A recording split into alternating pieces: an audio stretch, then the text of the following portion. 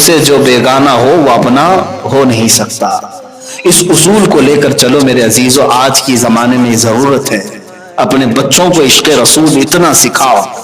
हर चीज कंप्रोमाइज की जा सकती है, लेकिन नबी की जात या उनकी मोहब्बत में कोई कंप्रोमाइज नहीं।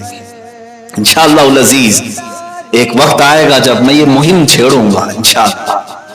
हम अगरचे हिंदुस्तान में रह रहे हों, भारत में रह रहे हो, मेजॉरिटी जिसकी भी हो, लेकिन हम मुसलमान ये कानून पास कराने की जरूर कोशिश करेंगे कि भारत में रहते हुए कभी कोई हुजूर पाक की शान में गुस्ताखी ना करे।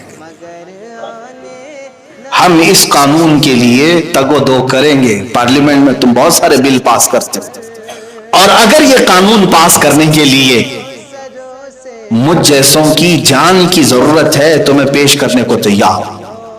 मेरे 100 टुकड़े कर लो ऐ हुकूमत हिंद, एक कानून ऐसा पास कर दो कि रहती दुनिया तक हिंदुस्तान में कभी मोहम्मद अरबी सल्लल्लाहु अलैहि वसल्लम की शान में कोई नहीं भोंक सकेगा, और अगर किसी ने गुस्ताखी किया तो उसको सख्त तरीन सजा दी जाएगी। ये कानून होना चाहिए कि नहीं होना चाहिए? मेरे अजीजों, क्या इस्लाम कभी दूसरे देवी देवताओं के मजाक और उनके भगवानों का मजाक उड़ाने की इस तरह की मजलिसें मुनक्किद करता है? कभी आपने सुना? हाँ, हम अपने हक को बयान करते रहेंगे। तुम्हें जिस मजहब से सरोकार है उसी मजहब से ताल्लुक रखो। हमने इन तमाम चीजों को कभी इंटरटेन नहीं किया दूसरे मजहब। मुझे बताओ, बदले में हुजूर की जात पर जब जब हमला हुआ, हुजूर की जात पर जब जब हमला हुआ, मुझे बताओ क्या कभी बदले में हमने ईसाइयों के नबी ईसा अलैहिस्सलाम की किरदार कुशी की? कभी तौहीन किया ईसा अलैहिस्सलाम? अरे हम वहां पर भी समझते हैं कि अगर तौहीन करें तो यहां से भी हम निकल जाएंगे। फिर जितना तुम नहीं मानते उससे कई दर्जे हम ईसा अलैहिस्सलाम को मानते हैं। यहूदियों ने अगर हुजूर के कार्टून बनाए तो क्या हमने बदले में उनके नबी मूसा अलैहिस्सलाम के कार्टून बनाने की इजाजत दी? कभी किया हम? हिंदू अगर भौंकने लगा, कोई भी ऐसा आतंकी हिंदू जो नबी की जात पर, मेरे रसूल अकरम सल्लल्लाहु अलैहि वसल्लम की जात पर मुगल्लज़ात बकने लगा, तो क्या हम बदले में कभी राम कृष्ण या विष्णु फलां फलां इतने जो हैं उनकी किरदार कुशी की? उनको नंगा करके दिखाया? कभी हमने उनको गालियां दी? मेरे अजीजों, इस्लाम है ही नहीं, बल्कि इस्लाम ये कहता है ला तसुब्बुल्लज़ीना यदऊना मिन दूनिल्लाह। अल्लाह ने यहां तक फरमाया तुम उन लोगों को गाली ही मत दो जो अल्लाह को नहीं मानते, गाली मत दो। क्या होगा? फयसुब्बुल्लाह अदवन बिगैर इल्म, इसलिए कि फिर वो पलट करके तुम्हारे अल्लाह को गालियां देने लगेंगे। हम तो शुरू करते ही नहीं, कहीं पर शुरू करते ही नहीं। हाँ, एक बात याद रख लें, जवाब हम किसी की गुस्ताखी का, अगर तुमने मेरे नबी की शान में गुस्ताखी की तो बदले में हम तुम्हारे किसी देवी देवता की गुस्ताखी करके बदला नहीं लेंगे। हमारे इंतकाम लेने का तरीका कुछ और है, वो इंशाअल्लाह अजीज वक्त बताएगा, वो वक्त बताएगा। नबी कौनैन सल्लल्लाहु तआला अलैहि वसल्लम की जात पर किसी ने उंगली उठाई तो हम बदले में ये नहीं कहेंगे कि तुम्हारा खुदा ऐसा था, तुम्हारी देवी ऐसी थी, तुम्हारा देवता, हमें उससे सरोकार ही नहीं। हम छेड़छाड़ देवी देवताओं से नहीं करना चाहते हैं, इसलिए कि हम अकल रखते हैं। अगर एक हिंदू नबी कौनैन सल्लल्लाहु अलैहि वसल्लम की शान में अगर गुस्ताखी किया तो मैं पलट करके उसके भगवान को गाली दूंगा, तो करोड़ों हिंदू और भी तो हैं जो खामोश थे। करोड़ों हिंदुओं के खुदा को मैं क्यों गाली दूं? एक ने किया है ना, मैं इससे निपटूंगा जिसने गुस्ताखी की है, ये नहीं कि इसकी पूरी बिरादरी से। इसी तरह से मैं दुनिया को भी आज यही कहता हूं, फ्रांस का जो मसला लेकर ये इन्होंने इश्यू बनाया, इतना बड़ा इश्यू बनाया, फ्रांस में हुआ क्या था मालूम है? फ्रांस का एक टीचर, स्कूल का टीचर, अपने स्टूडेंट्स के सामने मेरे नबी के खाके बना बना करके दिखा रहा था। हुजूर सल्लल्लाहु ताला अलैहि। इसकी शिकायत भी हुई ऑलरेडी, ये अचानक नहीं हुआ ये सब कुछ, इसकी शिकायत हुई इंतजामिया से, एक्शन नहीं लिया गया। तो एक नौजवान चेचन का, जिसका नाम अब्दुल्ला बताया गया, वो अपनी भावनाओं पर काबू नहीं पाया, उठा उसने कत्ल कर दिया, मार डाला। जो टीचर खाके बना रहा था उसको उसने कत्ल कर दिया। ये मामला उसका पर्सनल है, ठीक है। यानी उसने जो स्टैंड लिया वो वक्त का उसका तकाजा था, उसने स्टैंड लिया और मार दिया। लेकिन मुझे ये बताओ, क्या उस अब्दुल्ला चेचनिया को, शीशानी को छोड़ दिया गवर्नमेंट ने? उसी वक्त पुलिस ने गोलियों से भून दिया, उस अब्दुल्ला को भी खत्म कर दिया। अब मैं ये जो हमारे यहां भौंकती है मीडिया, उन तक ये बात पहुंचाऊंगा।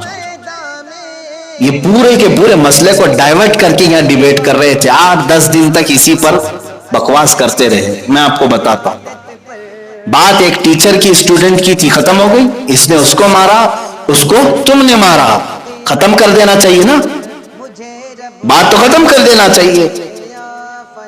हुआ क्यों था ये भी मालूम है, उसने खाके बनाए, इसने मारा। चलो इसने मारा तो तुमने बख्शा थोड़ी ना है, पुलिस ने उसको भी मार दिया, बात खत्म हो गई। लेकिन अब उस टीचर की हिमायत में जिसने खाके बनाए थे, गलत किया था कि नहीं किया था? एक सेकुलर आदमी से भी मैं पूछूंगा, जिसका इस्लाम से ताल्लुक नहीं, उससे भी मैं पूछूंगा, छेड़ा किसने था? उसे क्या जरूरत थी रसूल पाक की जात को छेड़छाड़ करने की? उसे मालूम है ये सेंसिटिव कितनी है इसके अंदर, कि हुजूर अकरम सल्लल्लाहु ताला अलैहि वसल्लम को लेकर के पूरे मुसलमान कितने जज्बाती, उसे मालूम है। क्यों छेड़ा?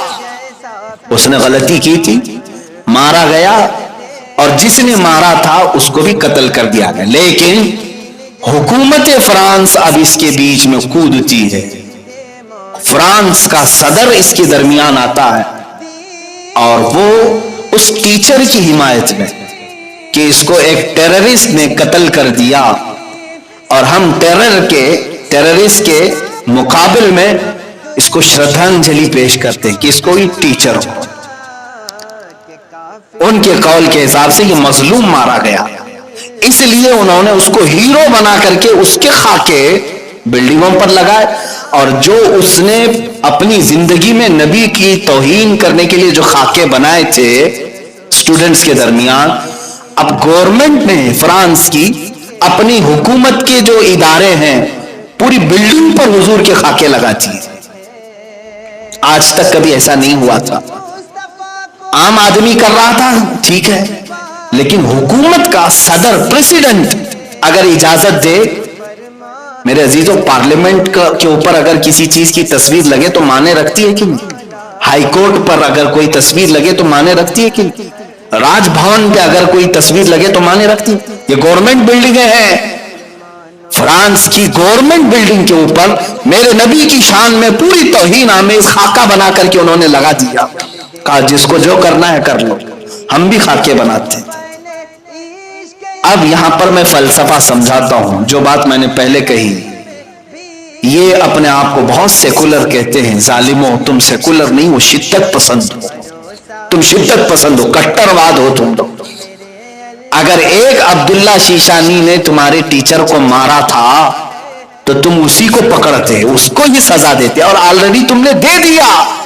लेकिन उसके एक कत्ल की बुनियाद पर तुम 180 करोड़ मुसलमानों के नबी की तौहीन करोगे, पूरी दुनिया के नबी की तौहीन करोगे?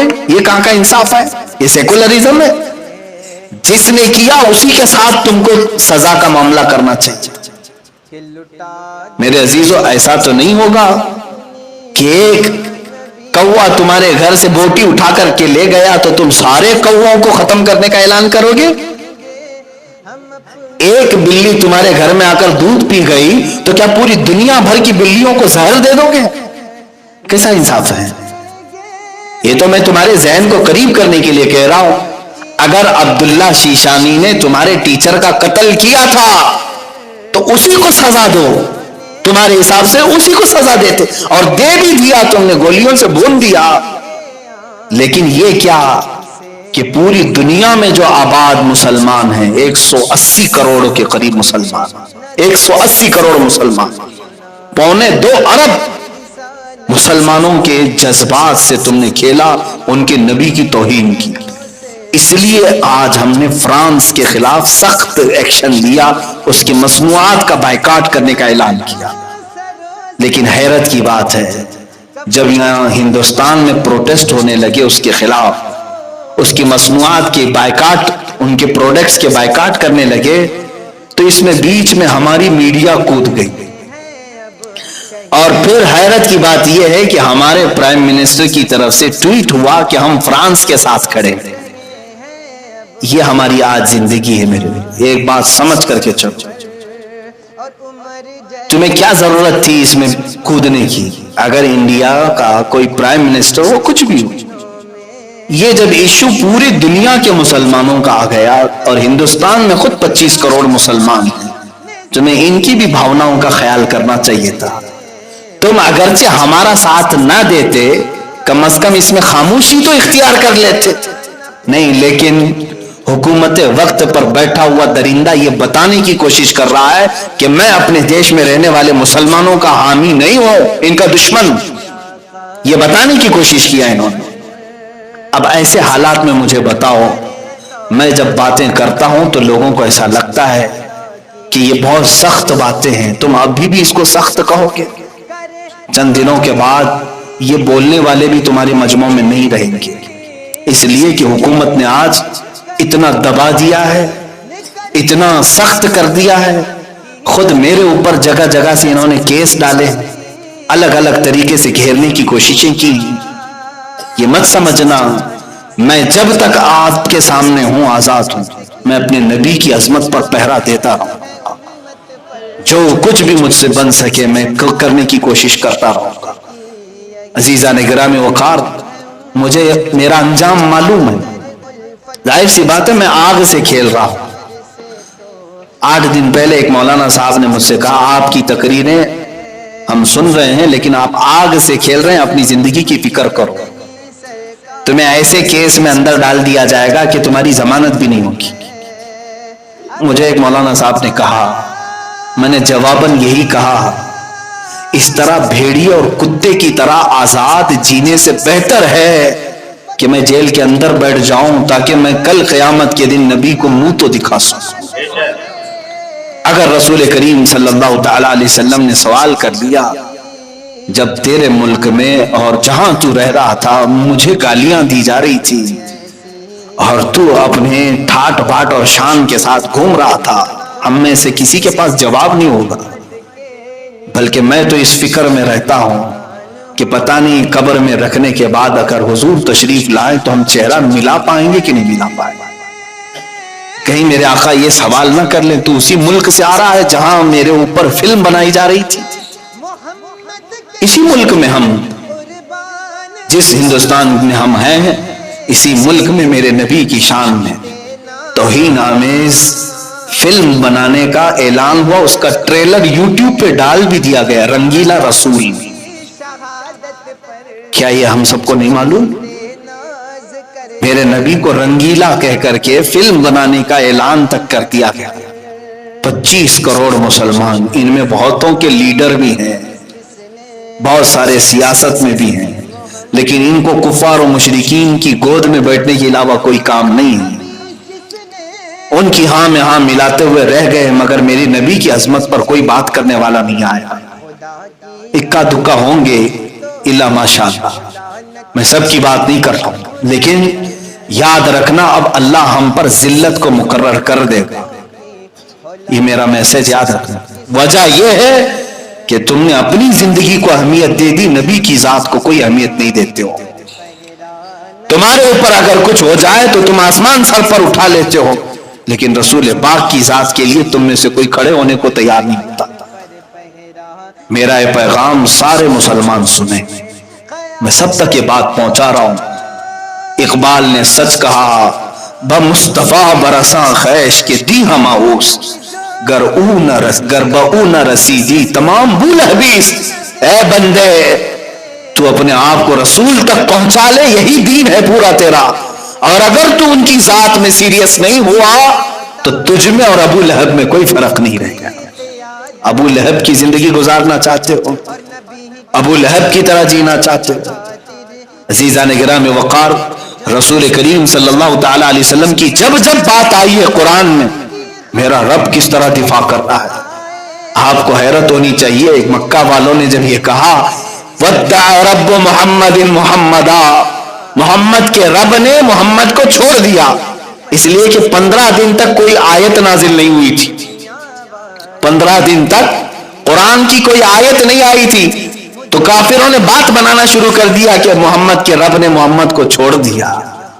جانتے ہو یہ میرے رب کو گوارا نہیں ہوئی بات، جواب میں پوری سورہ نازل فرما دی، وَالضُّحَىٰ وَاللَّيْلِ إِذَا سَجَىٰ مَا وَدَّعَكَ رَبُّكَ وَمَا قَلَىٰ۔